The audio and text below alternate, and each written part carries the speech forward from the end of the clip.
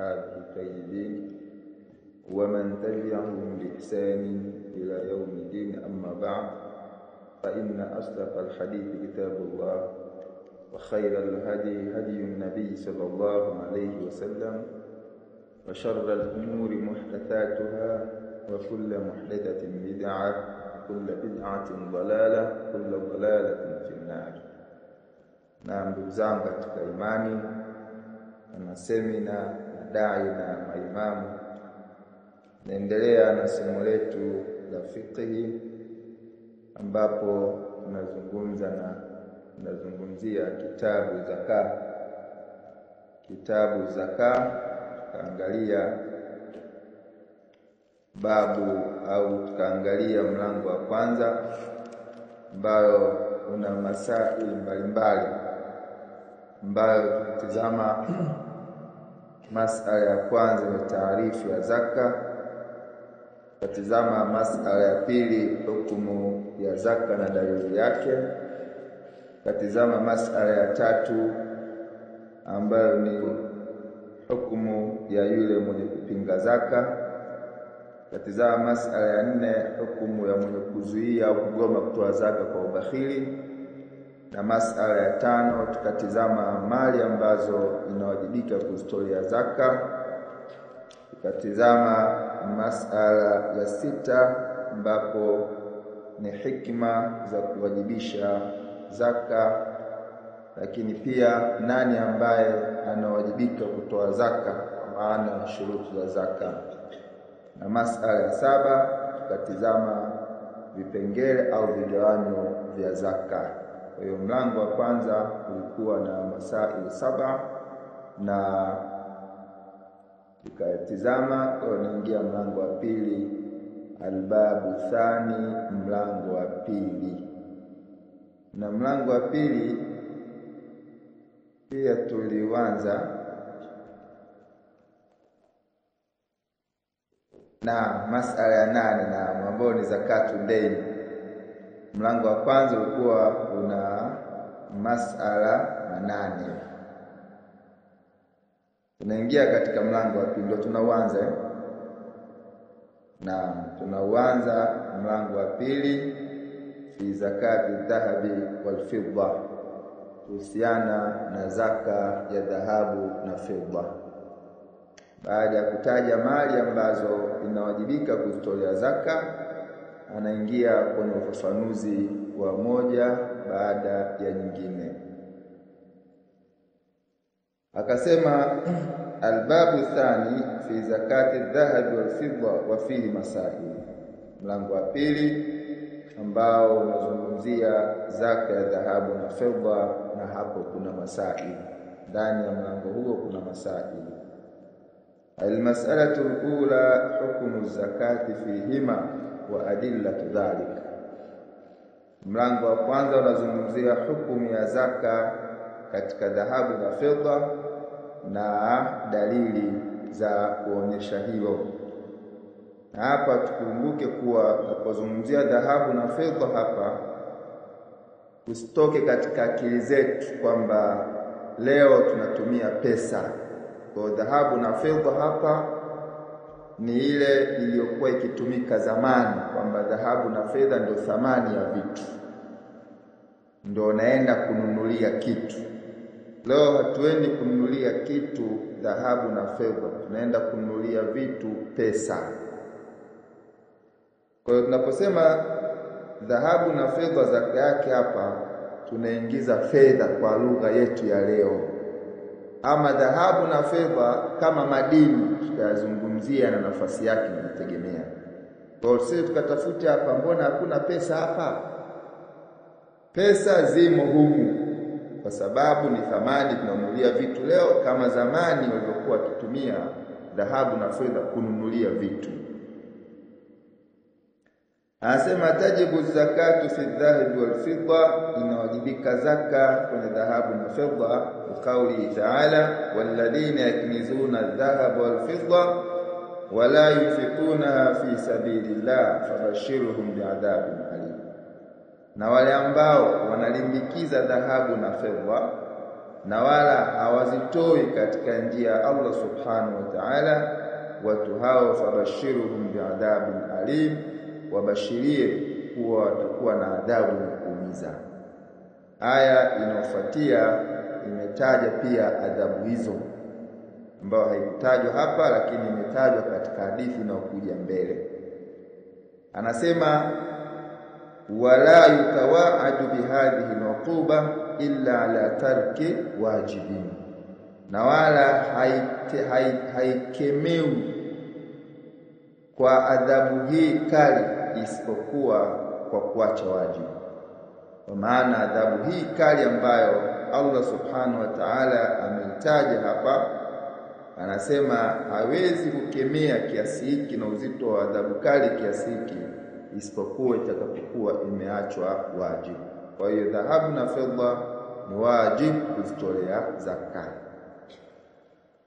Waliqauli sallallahu alayhi wasallama ma min sahibi dhahabin wala fidda, hakuna mtu yoyote mwenye dhahabu wala fedha la yuaddi minha haqqaha, hatoi au hatekelezi haki ya dhahabu na fedha, au kutoka katika dhahabu na fedha hatekelezi haki yake, illa idha kana yaumul qiyama, isipokuwa itakapofika siku ya kiyama, sufihat lahu safaihu min nar, itatengenezwa au itasawazishwa hiyo dhahabu na fedha kutokana na moto, fa uhmiya alaiha fi nari jahannam, anasema baada ya hapo zitaunguzwa katika moto wa jahannam. Zikishaunguzwa katika moto wa jahannam, kazi inayofuatia fayukwa biha jambuhu, utanyooshwa, kwa lugha nyingine utapigwa pasi kwa hizo dhahabu na fedha ambazo zimeunguzwa, alafu zitapigwa kama pasi kwenye upande gani? Jambuhu, ubavuni kwake, wajabinuhu, na usoni kwake, wadhaharuhu, na mgongo wake. Hizi adhabu hii ataipata yule mtu ambaye ana dhahabu na fedha hakuzitolea zaka, au mtu ambaye ana pesa hajazitolea zaka. Pesa hizo zitageuzwa yaumul qiyama kuwa ni adhabu ambayo itamwadhibu. Kullama baradat uidat alayhi fi yawmin kana miqdaruhu 50,000 sana. Nasema kila inapopoa, inapopata baridi, zile dhahabu na fedha baada ya kuwa zimeshasawazishwa, zimenyoka, zikatiwa ndani ya moto, zikawa anapasiwa mtu huyu usoni, ubavuni, mgongoni, ikipata baridi inarudishwa tena kwa mara nyingine, na hali hiyo inaendelea katika muda fi yaumi kana miqdaru, katika siku moja ambaye kiasi chake 50,000 sana, ni miaka 50,000. Hali hiyo itaendelea hata yakdhi Allahu baina al-ibad, mpaka pale Allah atakapohukumu baina ya waja wake. Manake hii adhabu ni endelevu mpaka itakapotolewa hukumu. Haijalishi ataenda peponi au ataenda motoni, haijalishi. Maadamu alikataa kutoa zaka na ana uwezo wa kutoa zaka, hii ni adhabu. Inamuhusu adhabu maalum, inamuhusu mtu aliyezuia kutoa zaka. Hajawa kafiri, sio kafiri, hajaritaji, bado ni Muislamu kwa mujibu wa maelezo tuliyoona. Sababu hadithi ndefu hii, mwisho ataonyeshwa njia ya kwenda peponi au ya moto, na tukaona hoja ambayo iliyojengeka pale. Kwa hiyo hii adhabu ni adhabu inahusiana maalum na zaka. Aende peponi au aende motoni, hii inamuhusu. Anasema walijimai ahli ilmi, na pia kwa makubaliano ya wanachuoni, ala anna fi 200 dirhami 5 darahim, kwamba katika kila dirham 200, 200 dirham, katika kila dirham 200 kuna dirham 5. Kwa maana hapa kwamba dirham 200 ndio niswabu ya fedha, ndani ya dirham 200 atatoa dirhamu 5.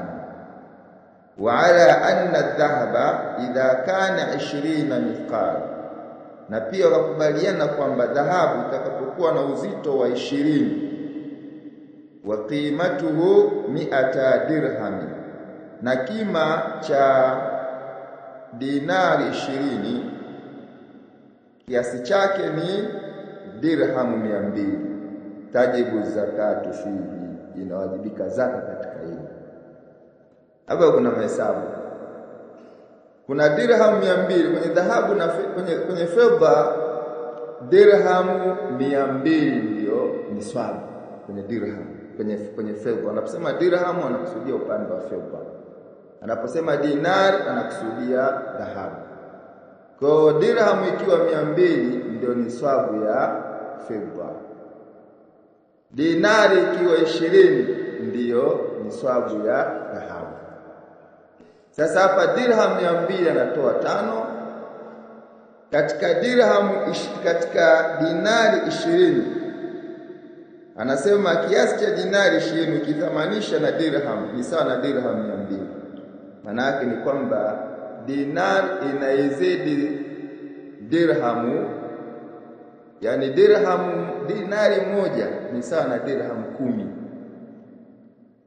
Watu wamehesabu, angalieni. Dinari moja ni sawa na dirham 10. Kwa hiyo hapa aliposema hapa kwamba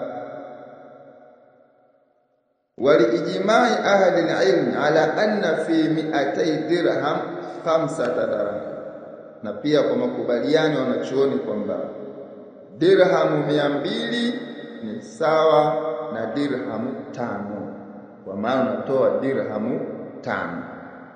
Wa ala anna dhahaba idha kana 20 mithqal, na kwamba dhahabu ikifika kiasi cha mithqal au uzito 20 ndio unawajibika kutoa zaka kwenye dhahabu.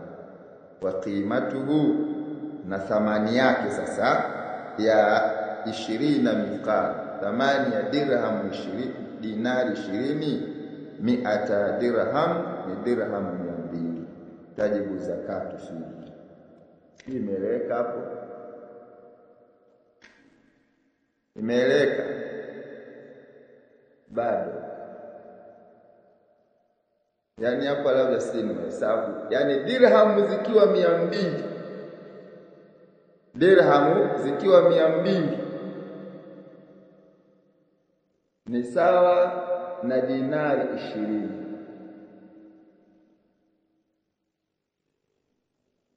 Imekuja mbele? Twendeni mbele. Yapo na mbele pia, pa ndio maelezo hayo. Kwanza hapa kwanza mbele anakuja maelezo hayo, pia yatatusumbua. Hii kipengele atakuonyesha kwamba dhahabu kiwango chake ni ngapi? Ni 20 mithqal. Kwa lugha nyingine nasema dinari 20. Fedha kiwango chake ni dirham 200. Ndio hapa akasema kima au thamani ya dinari 20 ni sawa na dirham 200. Tukichukulia mfano shilingi ya Tanzania au shilingi ya Kenya ni sawa na shilingi 10 ya Tanzania. Kwa hiyo ukiwa na shilingi 20 za Kenya ni sawa na shilingi 200 za Tanzania. Imeeleka hapo jamani? Imeeleka? Tunaenda mbele. Hii fikri huwa ina ugumu wake wa ajabu kidogo. Naam, almuhimu almasalatu thaniya miqdaruha, masala ya pili sasa, kiasi ambacho anachotakiwa kutoa. Hapa tayari akiwa na dirhamu 200 kafikia niswabu, anawajibika kutoa zaka. Akiwa na dinari 20 anawajibika kutoa zaka. Dinari, unaposema dinari ndio dhahabu. Unaposema dirham ni fedha. Sisi tumeelewana. Isije kachanganya, mbona tunasoma adhahabu wal fedha afu tunasoma dinari na tunasoma fedha? Fedha ndio dirham na dinari ndio dhahabu. Sasa kinachofuatia hapa, katika hiyo dirham 200 tunatoa kiasi gani? Katika hiyo 20 mithqal dirham dinari 20 tunatoa kiasi gani? Ndio masala ya pili. Aliposema almasatu thani miqdaruha, kuna niswab na kuna miqdar. Niswab ikifikia mahala kwamba imefikia niswab, anawajibika kutoa zaka. Anatoa kiasi gani? Ndio miqdar. Naeleka anasema miqdaru zakati alwajibati fi dhahab wal fidda rubu'ul ushr, kwamba kiasi cha zaka ya wajib katika dhahabu na fedha, kiasi unachotakiwa kutoa sasa, kiasi unachotakiwa kutoa rubu'ul ushr ni robo ya 1/10. Robo ya 1/10. 100 umeigawa mara 10 unapata ngapi? 10. Hiyo ndio ushri 1/10. Hii ushri 1/10 ambayo ndio 10 yenyewe, robo yake ni ngapi? 2.5. Umeelewana? Robo al-ushr, robo ya 1/10. Akasema ai fi kulli 20 dinar min adh-dhahab nisfu dinar. Ai ana maana hii wanatumia, anafafanua, yani fi kulli 20 dinara, katika kila dinari 20 min adh-dhahab ya dhahabu unatoa nisfu dinari, dinari nusu. Katika 20 unatoa nusu dinari. Umeeleka hiyo? Wa mazada fa bihisabihi qalla au kathura, na kilichozidi 20 dinar basi itakuwa au itaingia katika hesabu yake, sawa sawa, kiwe kidogo au kiwe kingi. Kiwe kidogo, 20 dinari ni kiwango cha chini. Ni sana kusema milioni 10 kiwango cha chini. Sasa itakapozidi milioni 20, milioni ngapi? Itakapozidi dinari 25, dinari 30, dinari ngapi? Itategemea hesabu yake sasa. Kwa maana hiyo, ikiwa ni dinari 100 tutatoa robo al-ushr. Tutagawa 200 mara 10 tunapata ngapi? Sio mara. Tutagawa 200 gawia 10 ni 20, si ndio? Hii 20 hii ndio ushr. Tutaigawa mara 4. 20 tugawa mara 4 tutapata ngapi? 5. Hii 5 ndio mikidari ya nini? Ya ile 20 dini 200 dinar. Yani dinari 200 robo ushri yake itakuwa ni 5. Sasa hapa fa bihisabi ikizidi hapo utakuwa napiga hesabu hivyo hivyo. Mfano alikuwa na milioni 10, mfano anatakiwa atoe robo al-ushr. Tutaigawa milioni 10 mara 10 unapata ngapi? Milioni 1. Milioni 1 tutaigawa mara 4. 250,000.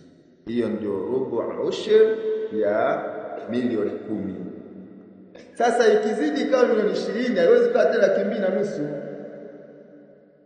Tutaigawa milioni 20 kwa 10 tunapata ngapi? Milioni 20 tukigawa kwa 10 tunapata milioni 2. Hiyo ndio ushr. Ndio ushr ya milioni 20. Robo yake 500,000. Kwa 500,000 ndio robo ushr ya milioni 20. Ndio asema fama zada fa bihisabihi qalla au kathura. Meleko Islam. Alhamdulillah. Anasema wa fi kulli 200 dirhamin, na katika kila dirhamu 200 minal fidda ya fidda 5 darahim, tutatoa dirham 5.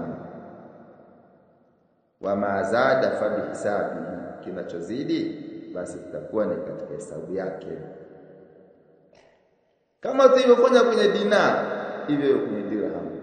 Dirham 200 ndio ni swali kima cha chini, tunaanzia hapa. Kwa dirham 200 tunatoa dirham 5. Kwa dirham 200 tukigawa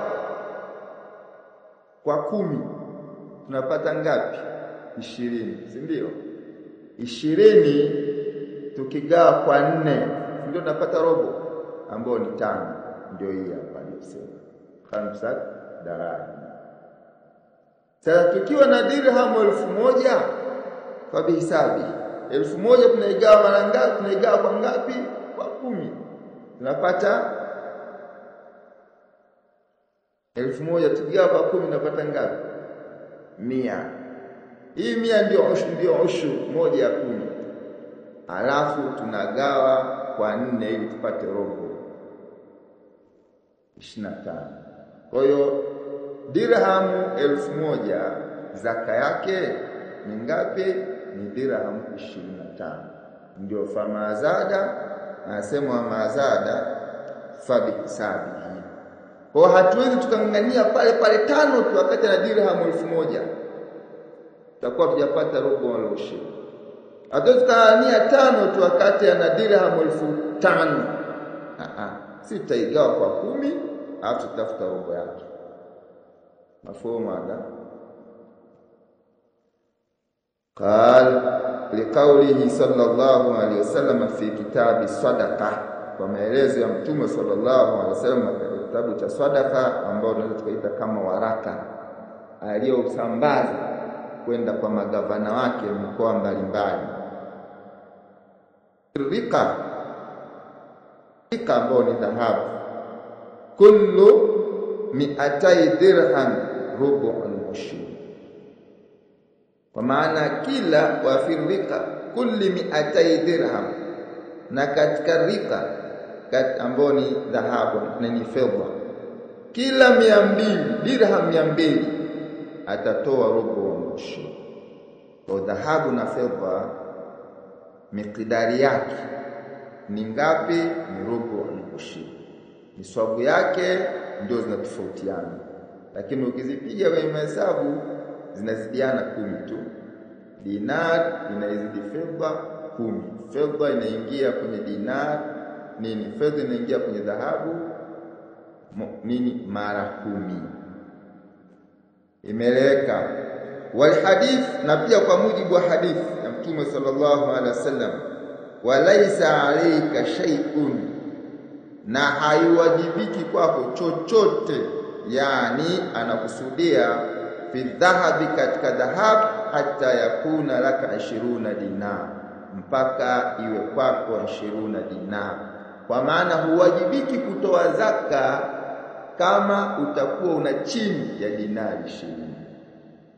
Si tumeelewana hapo? Huwajibiki kutoa zaka.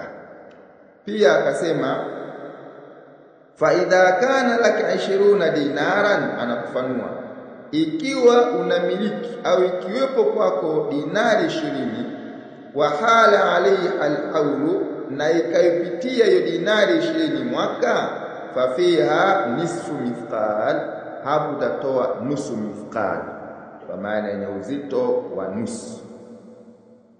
Walima jaa anin nabii sallallahu alaihi wasallam min annahu kana ya'khudhu min kulli 20 mithqalan nisfa mithqal, na pia kwa kilichokuja kimethibiti kutoka kwa Mtume sallallahu alaihi wasallam kwamba alikuwa anachukua katika kila 20 mithqal anachukua nisfu mithqal. Imeleka mpaka miqdar kiasi gani anatakiwa kutoa. Manake akiwa na dirham, kwanza kiwango ni swabu, kiwango cha chini ni kwenye dhahabu ni 20 dinar, unatoa rubu al-ushr ambayo ni nusu. Kwenye dirhamu ni 200, unatoa nini? Rubu nini unatoa miqdar au kiasi unachotoa ni rubu al-ushr ambayo ni sawa na 5. Kwa hapa tumepata vitu viwili, kuna niswab au kuna miqdar. Niswabu ni kiwango ambacho ukifikia unawajibika kutoa zaka. Unatoa ngapi? Niliuliza swali jana. Unatoa ngapi? Unatoa rubu al-ushr ambao ndio inaitwa miqdar. Kwa miqdar ni kiwango unatakiwa kutoa, niswab ni kiwango ambacho ukifikia unawajibika kutoa zaka. Mafhumu? Na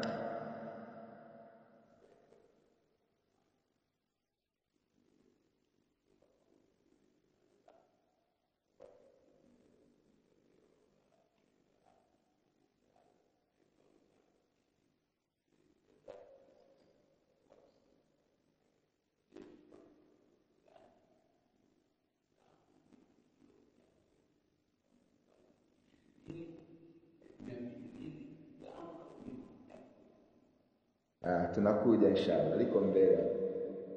Yaani hapa tunaelezea kilichokuwepo huko. Yaani hii fiti hapa unaochukua katika hili mazingira yaliyokuwepo kule. Hapa tujagusa mazingira yetu. Sisi hatuendi kununua kwa kutoa dhahabu wala kutoa fedha. Sisi tunaenda kununua kwa hela. Na hela hazijatajwa. Na tukichukua kama ilivyo, maana yake hatuwajibiki kutoa zaka, kwa sababu pesa sisi hapa tumezungumzia dhahabu na fedha ndio yako nanunulia. Sisi tunanunulia hela na hela haijatajwa. Kwa hiyo inakuja hapo mbele inshallah. Hapa tu tuelewane, usichanganye miqdar na niswab. Ndio tunachotaka pia tuelewe hapa. Usije ukachanganya miqdar na niswab. Miqdar ni niswab ni kiwango kikifika na wajibika. Na wajibika kutoa kiasi gani? Ndio miqdar. Kiwango cha dhahabu 20 dinar. Kiwango cha fedha ambayo ndio niswab dirham 200. Miqdar zote ni sawa, ni rubu al-ushr, hazitofautiani. Almasatu thalitha shurutuha, sharti zake. Anasema yushtaratu alwujubi zakati fi dhahab wal fidda ashurutu taliya, imeshurutishwa kuwajibika zake katika dhahabu na fedha shurutu zifuatazo. Kwanza, bulughun niswab, ni kufikia niswab, wa huwa 20 mithqalan min adh-dhahabi li hadith Ali, nao ni mithqal 20. Mithqal asili yake ni uzito. Neno mithqal ni uzito, ndio asili yake. Mithqalan min adh-dhahabi li hadith Ali, walaysa alayka shay'un, na hauwajibiki, na hakuna wajibu kwa kwa chochote. Yani anakusudia fi dhahabi, katika dhahabu wajibiki na chochote, hata yakuna laka 20 dinaran, mpaka hiyo kwako dinari 20. Fa idha kana laka 20 dinaran, itakapokuwepo kwako dinari 20, wa hala alayha al-hawl, na ikaipitia dinari 20 ya mwaka, fa fiha nisfu mithqalin, hapo kuna nusu ya mithqali. Intabihi ayuha sa'il, jibu la swali lako ili hapa. Wa yusawi bil jiramati kam 85 jirama au 85 jirama. Hii 20 mithqali hii ni sawa sawa na gramu 80 ngapi? 85. Tumeelewana? Sasa hapa maana yake nini? Maana yake kwamba kama mtu ana pesa, sawa, tunarudi kwenye hali yetu sasa, ili tujue kiwango cha pesa zake alizonazo anawajibika kutoa zaka, tutatafuta bei ya gramu moja ya dhahabu ni shilingi ngapi. Tumeelewana? Bei ya gramu moja ya dhahabu ni shilingi ngapi? Tutakapopata bei ya gramu moja tutazidisha mara 85. Alafu ataangalia hela zangu zinafikia kiasi hicho. Ala sabili mithal, gramu moja tujalie 100,000. Sasa 100,000 mara 85 ni milioni 8 na 500,000. Anajitizama na milioni 8 na 500,000. Naam.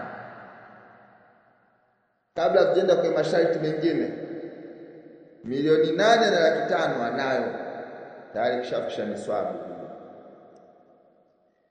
Tumefahamiana? Sasa mikidari natoa ngapi? Chukua milioni 1 na milioni 8 na 500,000, gawa kwa 10. Ndio rubu na ushiri. Ukishagawa kwa 10, gawa kwa 4. Jibu utakaolipata ndio mtudar na ndio tutoe zaka. Huo unarahisisha, badala ya kugawa milioni 8 na 500,000 ugawe kwa 10, sijui upate ngapi, ugawe kwa 4, wanagawa tu milioni 8 na 500,000 gawia 40. Pata jibu jepesi tu. Na ili uhakiki jibu lako kwamba milioni 8 na 500,000 kugawa kwa 40 jibu ulilopata, nenda ile njia ya taratibu. Milioni 8 na 500,000 gawa kwa 10, ushuru yake gawa kwa 4. Napiga mahesabu au vipi? Ukipiga kwa 40 jibu ni hilo hilo. Ukipiga mara 10 au upate ushuru ugawe kwa 4 jibu ni hilo hilo.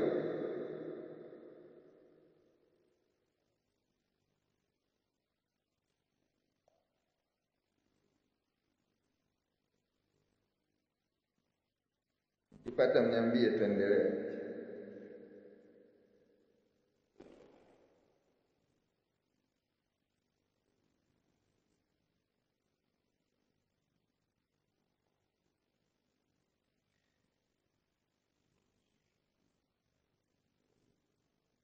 Ndio hivyo. Alhamdulillah.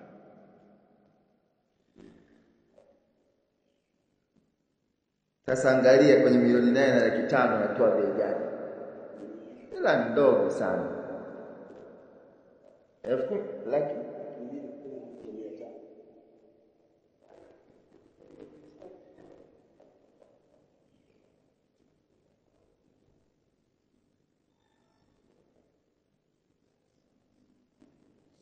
inshallah jawabu limeshapatikana. Hiyo milioni 8 na 500,000 ni mfano. Hiyo inategemea soko ya dhahabu. Kwa ikifika wanataka kutoa zaka, kama utakuwa ni wewe mwenyewe au utakuwa unaenda kwa shekhe au kwa nani, shekhe pia lazima wasiliane, atafute bei ya soko ya wakati huo ni kiasi gani. Gramu moja sokoni ya dhahabu wakati huo ni kiasi gani? Sio yani mustakila, haisimami mahala pamoja, huwa inacheza na inapanda inashuka, inapanda inashuka. Kwa hiyo mwaka huu unaweza kukuta ni milioni labda 100,000 tujalie kwa gramu moja.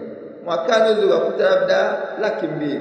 Kwa hiyo wewe tunatakiwa kukiangalia hapa ni hizi gramu 85. Bei ya soko au sokoni bei wakati huo ni kiasi gani? Lazima uende kwa watu wanaohusika na hivyo vitu. Ukikuta ni milioni ni 200,000 gramu moja, piga kwenye 85, alafu ujiangalie na uwezo wa kutoa zaka. Mafuhumu ya jamaa. Alhamdulillah. Asema wa niswabu al-fidda 100 dirhami min al-fidda. Na niswabu ya fedha ni dirhamu ngapi? 200. Biqauli sallallahu alaihi wasallam, laisa fima duna 5 awaqin sadaqa. Hakuna sadaqa au zaka katika kile kiasi kilichokuwa chini ya awaki 5. Kwa maana nini fidda. Anasema wal uqiya, na uqiya moja, awaqi ni jamu ya uqiya, 40 dirhama, na uqiya moja ni dirhamu 40. Fa khamsu awaqi tusawi 200 dirham, awaqi 5 ni sawa na dirhamu 200. Mahesabu haya 200 zidisha mara 5 unapata subhana, sio 200, 40 mara 5 unapata 200. Wa qawli sallallahu alayhi wasallam wa fi dhiqa rubu'ul ushr, na katika dhiqa rubu'ul ushr, kwa maana miqdari yake ni rubu'ul ushr. Fa in lam takun illa 90 wa 100, na ikiwa haikuwepo kwako isipokuwa ni, au ikiwa dhahabu hiyo fidda haikuwa isipokuwa ni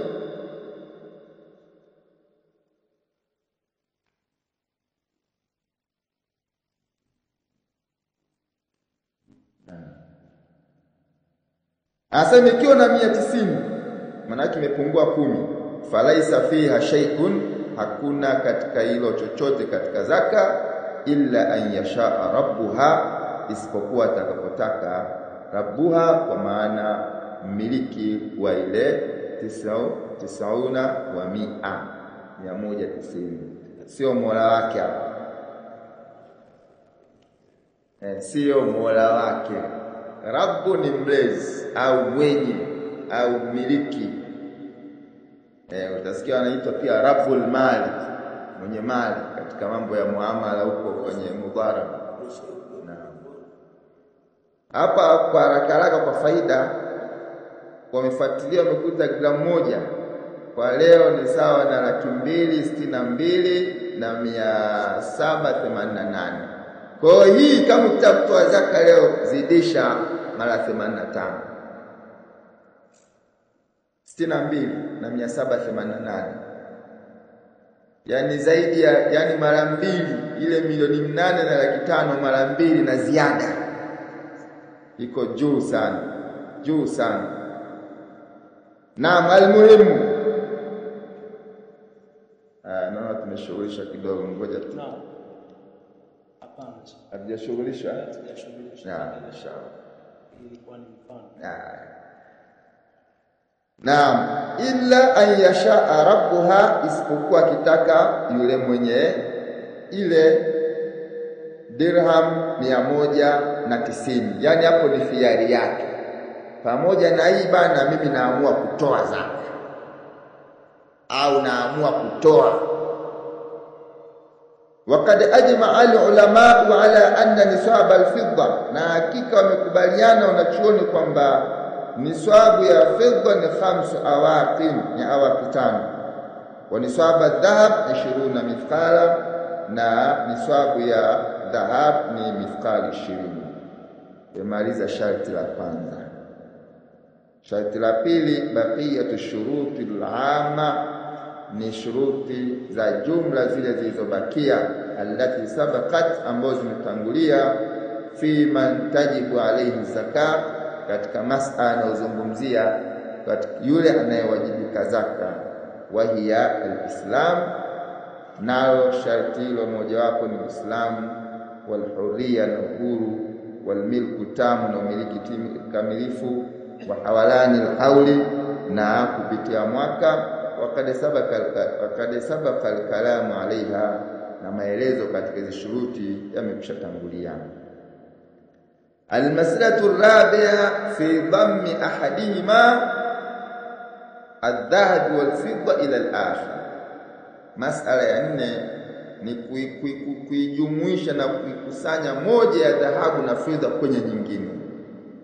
Mfano, dhahabu haijafikia miqdar, ni niswab, lakini ukichanganya na fedha tunapata niswab, au fedha haijafikia niswab, ukichanganya na dhahabu tunapata niswab. Je, hukumu yake ikoje? Ndio masala 4 yanazungumzia. Asema la yudhammu ahaduhuma ila al-akhar, haijumuishwi mojawapo kwenye nyingine, fi ikmali nisab, katika kukamilisha nisab, ala alqauli rajih. Tuliashiria jana kwamba ukikuta hivi basi masala hayo yana kauli zaidi ya moja. Anasema kwa kauli rajih, kauli yenye nguvu, haikusanyi moja kuweka kwenye nyingine ili kutimiza nisab. Haikusanyi moja kuweka kwenye nyingine ili kutimiza nisab. Kwa kauli yenye nguvu ni kwamba kila moja itajitegemea.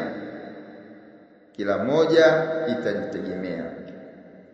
Kwa nini? Liannahuma jinsani mukhtalifan, kwa sababu kila moja ni jinsia inajitegemea. Dhahabu inajitegemea na fedha inajitegemea. Falam yudhamma ahaduhuma ila al-akhar, haitojumuishwa moja kuchanganywa na nyingine ili kupata nisab. Yani tukitizama dhahabu haijatimia nisab. Mfano kuna 20, kuna 19 mithqal, kwa dinari 19, na dinari 19 haiwajibiki kutoa zaka. Lakini hapa pembeni na dirham 10. Tunaelewana hapo? Pembeni na dirham 10. Je, nichukue hizi dirham 10 nichanganye huku, wakati tunafahamu kwamba dinari moja ni sawa na dirham 10. Kwenye dinari 19 imepungua dinari moja, kutengeneza nini? Nisab. Na dirham 10 ni sawa na dinari moja. Tunaweza tukachukua dirham 10 tukachanganya kwenye dinari moja ili tupate 20 mithqal, tupate dinari 20, tutoe zaka? Au tuna dinari, tuna dirham kinyume chake, tuna dirham ngapi? Tuna dirham 190, sio? Dirham 190. Tuchukue dinari moja ambayo ni sawa na dirham 10, tuichanganye huku tupate dirham 200? Anasema hapana, kwa sababu kila moja inajitegemea na hizi ni jinsia mbili tofauti. Akafanua akasema kal ibli wal bakari washair wal qamhi, kama vile ngamia, ng'ombe, ngano au shair na kama zote ni ngano aina tofauti tofauti, kwamba kwa kuwa haziwezi kuchanganywa, hivyo hivyo hatuwezi kuchanganya dhahabu na fedha. Ma anna al-maqsuda minha wahid, pamoja na kuwa malengo ni mamoja na makusudio ni mamoja. Wa huwa at-tanmiya, ambao ni kukuza. Mfano fil ibli wal bakari, kukuza kwa maana ile kukua katika upande wa ngamia na ng'ombe. Wal qutu fi shair wal qamh, na pia ule uchakula katika shair na katika qamhi. Sawa? Pamoja na kuwa makusudio ni mamoja, lakini hatuwezi kuchanganya, na kwa sura hiyo hiyo hatuwezi kuchanganya dhahabu na fedha. Atafanua mbele. Walikauli sallallahu alaihi wasallam, anajenga hoja ya kuonyesha kwamba hatuwezi tukachukua huku tukachanganya na huku. Anasema walikauli sallallahu alaihi wasallam, walaysa fi ma duna 5 awaqin sadaqa, na hakuna chini ya 5 awaqi zaka. Kataja awaqi chini ya dhahabu, chini ya fedha. Fedha chini ya awaqi 5 haiwajibiki. Wayalzamu min alqawli, yani hapa anaonyesha kwamba tayari hoja za kuwa hatuwezi kuchanganya zina nguvu. Wayalzamu min alqawli bidhammi ahadihima ila al-akhar, na italazimu tukisema kwamba inakubalika kuchanganya moja ya dhahabu na fedha kwenye nyingine, fi ikmali nisab, katika kukamilisha nisab, italazimu nini? Wujuba zakati fi aqalli min 5 awaq, itawajibisha kutoa zaka chini ya awaqi 5 min al-fidda. Si tumeelewana? wakati Mtume sallallahu alaihi wasallam amekataza laisa fi ma duna khamsi awaqi sadaqa. Sasa tukisema kuna awaqi au kuna dhahabu au dirhamu kuna dirham 190, alafu tuchukue dinari moja tuchanganye pale tutoe zaka, maana yake tutakuwa tumewajibisha kutoa zaka kwenye fedha chini ya dirham 5, jambo ambalo tutakuwa tumepingana na hadithi. Akasema idha kana indahu ma yakmulu bihi min adh-dhahabi, itakapokuwa kwamba anachoweza kukamilisha kwenye 5 awaqi, akamilishe ambacho ni dhahabu. Tukisema tuchukue dinari moja kule tuweke kwenye 190 ili tukamilishe 5 awaqi, tutakuwa tumewajibisha zaka chini ya 5 awaqi, jambo ambalo Mtume sallallahu alaihi wasallam amekataza. ويشمل الحديث ما إذا كان عنده من الذهب ما يكمل به 5 أواق أو لا. Hadithi inajumuisha kile ambacho au pale ambapo itakapokuwa mtu ana dhahabu ambayo inaweza kukamilisha kwa dhahabu hiyo, ana dhahabu ambayo itakamilisha dhahabu hiyo 5 awaqi au la, awaqi 5 ya awaqi 5. Kwa muhimu hapa atakueleza hatuwezi tukachukua hii tukaunganisha kwenye ile. Wala hadha, na kwa mantiki basi na msingi huu, idha kana indahu 10 dananir wa 100 dirham, atakapokuwa ana 10 dananir dinari 10 wa 100 dirham na dirham 100, fala zakata alayhi, hawajibiki kutoa zaka. Maana yake dinari 20 hapa, dinari 10 zimepungua dinari 10 ifike niswabu. Dirham 100 ni sawa na dinari 10. Ndio tumeelewana kwa hesabu yetu ile. Kwa maana hiyo akiwa na dinari 10 na dirham 200 hawajibiki kutoa zaka, japo tukisema tuzikusanye anawajibika. Umeelewana? Tukisema tuzikusanye, tukichukua kauli anasema tuzikusanye hawajibiki kutoa zaka, atawajibika. Kwa sababu dinari 10 ukichanganya na dirham 100, ambao dirham 100 ni sawa na dinari 10, ukiiweka kwenye dhahabu unapata dinari 20. Au hii dirham 100 ukichukua dinari 10 ambayo ni sawa na dirham 100, ukichanganya kwenye dhahabu kwenye fedha atawajibika kutoa zaka. Lakini kwa sababu ya kauli yenye nguvu, hairuhusiwi au haijuzu kuzikusanya zote ili tuwajibishe zaka, inabaki mtu hawajibiki kutoa zaka. Meleka ya faqal fala zakata alayhi. Limadha? Lianna dhahaba yuzakka wahdahu fakadhalika alfidda, kwa sababu dhahabu inatolewa zaka peke yake na hivyo fedha inatolewa zaka peke yake. Almas'alatu alkhamisa fi zakati alhuli, anasema zaka ya mapambo. Kuna mtu ana pambo kaweka dhahabu ambao ukitizama inaufikia niswabu, eti kajipamba kaweka shingoni. Mwanamke lakini mwanaume ni haramu. Sasa kajipamba kwa dhahabu au fidda, anasema la khilafa min ahli al-ilm fi wujubi zakati fi al-huliy al-mu'addi lil-idkhali wal-kira'. Anasema hakuna khilafu baina wanachuoni kuhusiana na uwajibu wa zaka fi al-huliy, katika pambo al-mu'addi lililoandaliwa lil-idkhal, kwa ajili ya kuwekeza tu, kuliweka ndani, wal-kira' na kukodisha au kufanyia biashara.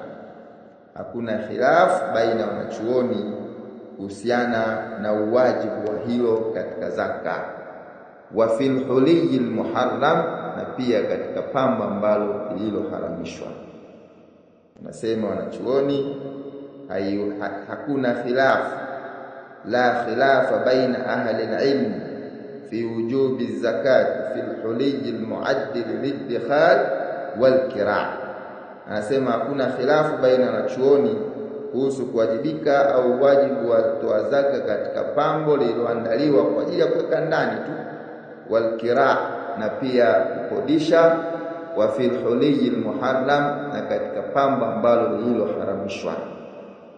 Mfano, karajuli yattakhidhu khataman min adh-dhahab, kama mwanaume ambaye ametengeneza pete ya dhahabu.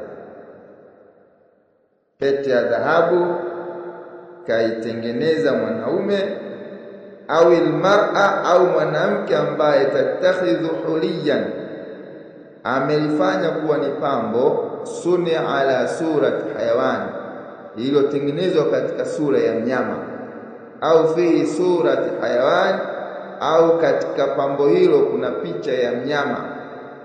Anasema hili lazima iwajibike kutolewa zaka, sababu matumizi anayotumia si matumizi sahihi. Mwanaume katengeneza pete yake kubwa ya dhahabu, kwake si halali, tutatoa zaka, tutawajibika itolee zaka. Lakini pia mwanamke katengeneza cheni yenye sura ya dhahabu, subhana, yenye sura ya mnyama, kama vinyago wanavyotengeneza vile, likawa dhahabu. Au pia akatengeneza pambo ambalo ndani yake kuna picha ya mnyama. Anasema hili hakuna khilafu kwa wanachuoni, tutachukua zaka. Amma al-huliy al-mu'addil lil-isti'mal al-mubah, ama pambo lililoandaliwa kwa matumizi ya halali, wala aria, na kuwazima, sio kulifanyia biashara, kuwazima. Anasema fasahihu min qawlai ahli al-ilmi wujubu zakati fihi. Anasema kauli iliyokuwa sahihi, kauli sahihi baina ya kauli mbili za ahli al-ilmi, inawajibika kutolea zaka katika hilo. Kajenga hoja dhalika lima yali, na hilo ni kutokana na yafuatayo. Hata kujenga hoja zao kwa nini wanaipa nguvu, au kwa nini kauli sahihi pambo ambalo lililoandaliwa kwa ajili ya matumizi ambayo ni ya kawaida, ambayo ni ya halali, kwa nini hawajibike kutoa zaka wakati vitu hivi ni halali kwao?